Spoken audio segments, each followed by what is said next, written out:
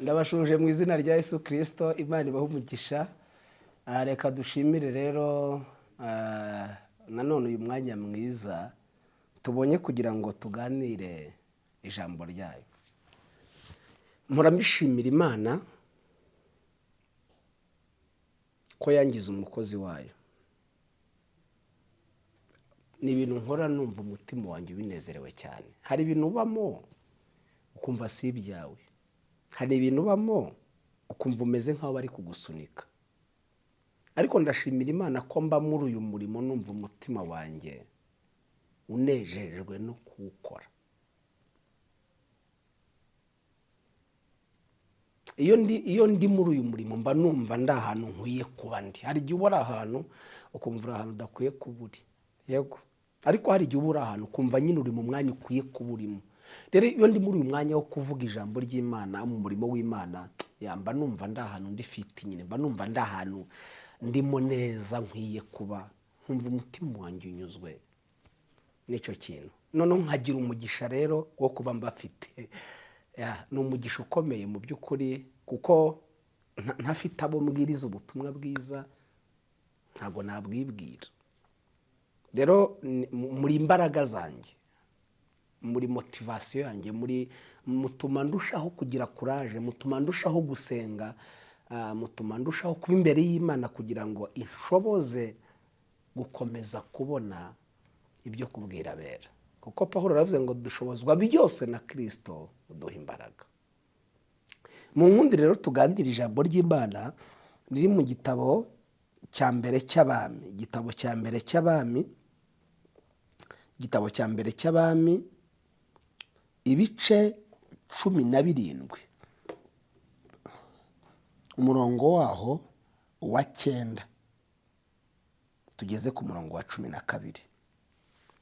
Hari ijambo rivuga ngo haguruka ujye i Sarafati haba Sidoni aba ari huba, hariyo umugore w'umupfakazi niwe ntegetse kugutunga.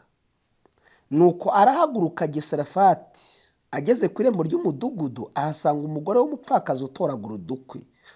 Yari yaramuhamagara aramubwira ati ndakwinginze nzanira utuzi two kunywa mu gacuma.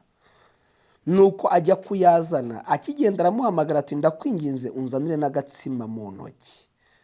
Nawe aramusubiza ati nkurahiye Uwiteka Imana yawe ihoraho, nta gatsima mfite keretse urushyi rw'agafu nshigaje mu giseke n'uturangurizo tw'amavuta mu mperezo. Ubu dore ndatoragura udukwi 2 kugira ngo nsubire mu nzu nkivugire n'umwana wanjye ngo tukarye twipfire. Amen. Ngufite ijambo ry'ubuhanuzi nshaka ko tuganira. Iri jambo ryabaye rigari muri njyewe, nanjye nje kuri gusangiza. Ijambo rivuga ngo ugiye kubonera Imana mu muntu. Ugiye kubonera Imana mu muntu. Reka mbisubiremo. Ugiye kubona Imana uyiboneye mu muntu. Muri make ugiye kubonera Imana mu muntu.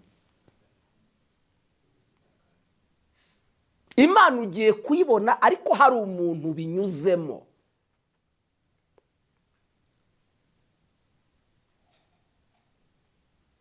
Bibiliya igaragaje abantu babiri, nubwo harimo uwa gatatu ari we Mwana, ariko ndashaka kuvuga kuri bano bantu babiri. Harimo Eliya, hakabamo n'umupfakazi. Eliya yakoreshejwe n'Imana, muzi uburyo yahagaritse imvura imyaka 3 n'amezi 6. Inzara iratera, ariko Imana itegura aho azakomeza kuba abayeho ku kagezi, akajya anywa amazi y'akagezi, ibikona ngo bikajya bimugaburira.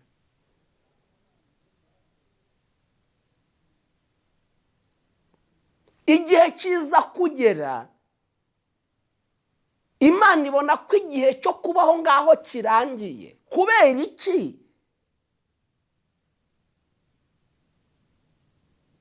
Imana itategetse kano kagezi ngo gakomeze kagira amazi, ku Imana ifite ubwo bushobozi. Imana yari ifite ubushobozi bwo gutegeka aya mazi ntakame, kuko byose biri mu kiganza cyayo. Ariko kubera iki kano kagezi gakamye kandi ariko kari gatunze Eliya, Imana yarebye ibona kano kagezi nikadakama biri buze kugorana ko Eliya ari buze kumvira Imana akajya wimutumye. Hari ibintu Imana ikora, reka mvuge ngo hari ibintu Imana yica ifite ibindi ishaka gukiza. Subiramo iri jambo. Hari ibintu Imana yica cyangwa hari ibintu Imana yemera ko bipfa kuko hari ibindi ishaka gukiza. Kubera iki? Ntabwo yakiza ibyo ishaka gukiza hatari ibyo yishe.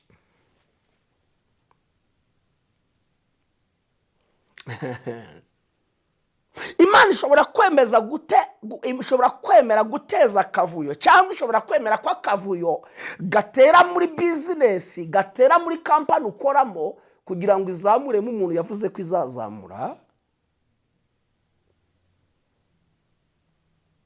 None se Yosefu ntiyemeye ko abeshyerwa? Yosefu ntiyemeye ko ajya muri gereza? Nimwibuke ibihe Yosefu, ntese wagize ngo si Imana yabyemeye? Biriya byose iri kwemera ko biba kugira ngo nyine izamure Yosefu mugeze hahandi yavuze. Rero Imana yemeye ko akagezi gakama kugira ngo Eliya niza kumubwira guhaguruka bize gutuma adashidikanya, bize gutuma yumva Imana, bize gutuma agenda byihuse. Kubera iki Imana yemeye ko kano kagezi gakama? Irimo irabona umuntu, irimo irabona umupfakazi ukeneye Imana, ukeneye ubutabazi, ugomba gukomeza kubaho. Haleluya. Mu make irabona hari umuntu ugiye gupfa kandi ku mugambi w'Imana ntiharagera ko apfa. Uyu muntu rero akeneye Imana ariko iziye mu muntu. Haleluya. Nakuzaniye ijambo ry'ubuhanuzi muri uyu mwaka wa 2025 ugiye kubonera Imana mu muntu. Ugiye kujya uvuga Imana wabonye ariko waboneye mu muntu. Mbasaba ikintu kimwe, nimara kubikora muzibuke gushimira Imana, ariko mwibuke gushimira n'abantu yakoreyemo. Niyo mpamvu nshimira Imana yampaye kuvuga ubutumwa, ariko ngashimira n'abankurikirana. Shimira Imana yampaye kuvuga ubutumwa, ariko ngashimira n'abaduhaye umwanya wo kubuvuga. Shimira Imana yadutunze, ngashimira n'abo yakoresheje. Shimira Imana yatugaburiye, ngashimira n'Imana yabo yakoresheje. Shimira Imana yatwambitse, ngashimira Imana nabo muri make ni Imana yabikoze ariko ifite abo yakoreyemo. Mujye mureka twibuke gushimira Imana, ariko twibuke gushimira n'abo yakoresheje. Imana ikorera mu bantu, inyura mu bantu. Nakuzana ijambo ry'ubuhanuzi, wowe umaze igihe usengera akazi, wowe umaze igihe usengera urubyaro, wowe umaze igihe, hari ibintu umaze igihe usengera, hari ibintu umaze iminsi usaba Imana, wasabye Imana inzu, wasabye Imana, hari ibintu wasabye Imana kwiga. Imana yambwiye ngo nze nkubwire ngo ugiye kuyibonera mu muntu. Igiye kuza yiyambika ishusho y'umuntu. Imana ibona ko uyu mupfakazi agifite imyaka yo kubaho, ariko ibona muri we yamaze gufata decision yo gukora icyanyu mu bundi agapfa. Umva icyo Bibiliya yavuze rero. Ngo Imana isange Eliya iramubwira ngo haguruka ujye i Sarefati haba Sidoni, abari huba hari umugore w'umupfakazi niwe ntegetse kugutunga. Muri make mbibutse nasomye Bibiliya n'ahantu mbona Imana yasanze umupfakazi ngumubwire ngo hari umuntu nzanye ngo umutunge. Hoya, ariko umva ko Bibiliya yavuze ngo hari ntegetse, niwe ntegetse. Kandi mwumve uyu mupfakazi Imana itegetse nawe ntafite ibimubeshaho. Ariko Imana ifite ubwe, ifite imbaraga. Tekereza, Eliya imuhagurukije ahantu yabonaga amazi yo kunywa, imuhagurukije ahantu yagaburirwaga n'ibikona, imwohereje ku mupfakazi, kandi Imana imubwiye ko ngo yategetse uwo mupfakazi gutunga Eliya. Kandi uyu mupfakazi Imana yategetse gutunga Eliya nawe ntafite ibimutunga. Kandi ngo Imana yatanze itegeko, ntiyigeze imusanga ngo imubwire ngo hari umuntu nzanye. Ariko man aravuze ngo ariko man icyo ukunda nuko utameze nk'abantu. Namwe muze gusesengura. Imana ihagurukije Eliya, iramubwiye ngo genda, hari umupfakazi ntegetse kugutunga. Icya mbere, uyu mupfakazi ntafite ibimutunga n'umwana we. none ngo ihagurukije nanone undi uza kwiyongera ku mwana kandi ngo ugiye gutungwa n'uyu mupfakazi. Kabiri, ntigeze ibwira umupfakazi ngo hari umuntu nzanye. Mpamya ko ibimubwira yari kwibaza ati umuzanye ngo mutunge, ngiye mfite ibintunga n'umwana wanjye. Mbere yo kuzana uwo ntunga, ngiye mfite ibintunga n'umwana wanjye. Ntureba agafushigaje ko ngiye ukarya n'umwana tuge, ese urazana uwo ntunga mutungisha iki? Nanjye banzuma ibintu, ese ni uraza uzanye? Kumbi ndashimira Imana yo kabya, ndashimira Imana. Kumbi haleluya, ubutabazi bw'uyu mupfakazi buri muri Eliya.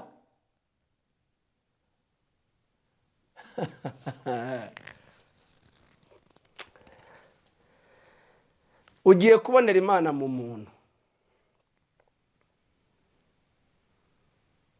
Eliya aje kubigaragara ntacyo afite, yewe aje no gukonsoma n'ibyo yarasanganye umupfakazi. Yahageze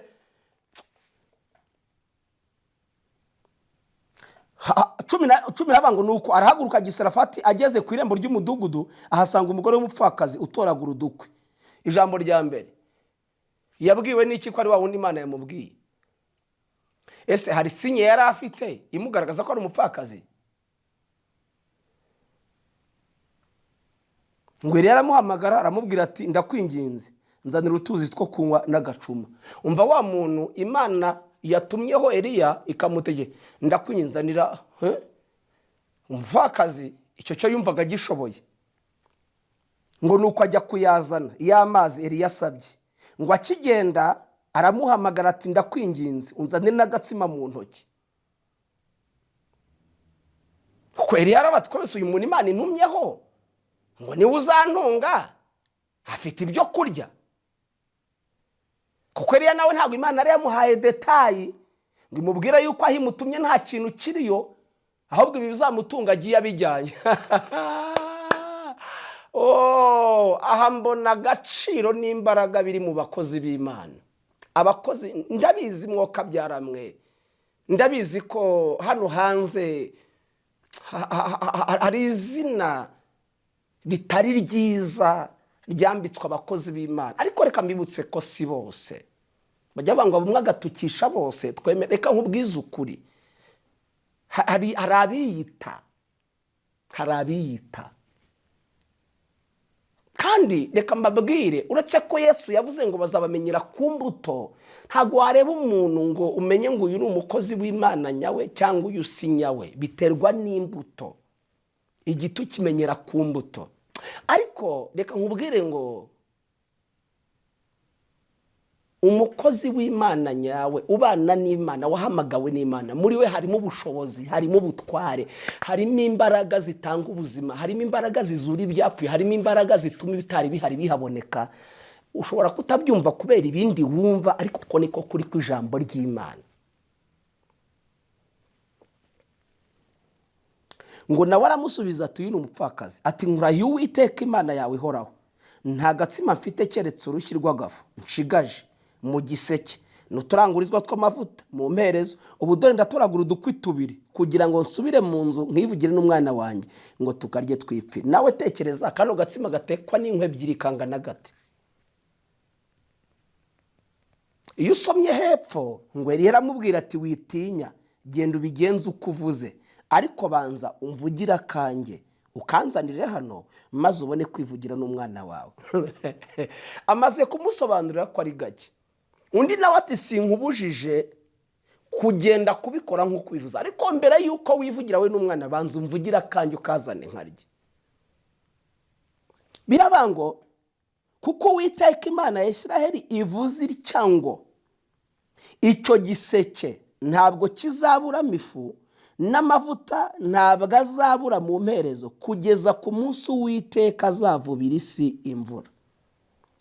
Bibiliya ivuga yuko Eliya amaze kuvuga ibi, umupfakazi nawe yakoze ibyo asabwe gukora, ngo maze iby'Imana yavuze nabyo biba nk'uko byavuzwe. Eliya yabivuze atumvisha ijwi ry'Imana, ariko yarazi yakorana nayo, yarazi uburyo yahagaritse imvura igahagarara, yarazi ko n'icyo ari buvuge cyose iri buze kugiherekeza ibi nyuma y'ijambo ryayo kugira ngo irisohoze. ubwo dukorana nayo.